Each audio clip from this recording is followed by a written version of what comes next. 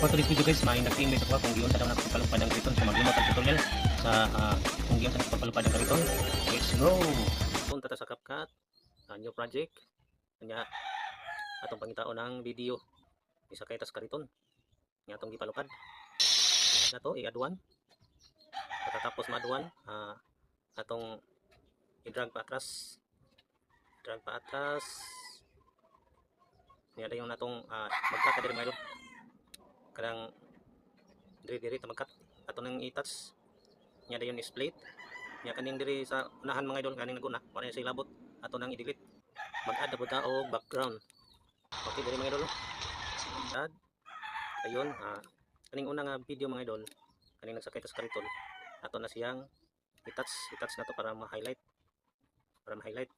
dayon pangitaon na to ang overlay sana si overlay tara i-touch na to para ma-highlight then split kani diri mga idol ato ning kaning una ato nang i-delete kay taas ra kayo so ato ning i-drag pa atras.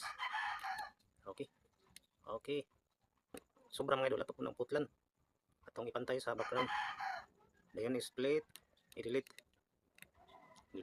okay kana ra nga dayon ato nang i-touch para ma-highlight nga dayon pangitaon na to ang remove BG kay remove BG mga idol dayon i-auto removal na to magkuha ta nga mag-green na siya mga idol mo check na okay check na i-check na to dayon pangita atong custom custom removal ibutang na to sa number 1 then i-brush na to para makuha na to ning kariton na to nang i-brush mga idol hinahinay lang sa pag-brush okay ana aron dili makampat.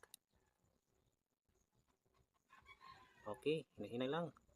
Dayon kaning nagsakay ta sa kariton nato nang buliton yan natong tarong mga idol. Okay, tama na. So magkuha ta mag-apply pa man siya, loading pa na siya mga idol. Magula ta po ta nga mo check na siya mga idol, mo green na siya. Humana na siya. Okay, mo green na siya mga idol. Okay, ni green na, din atong i-check.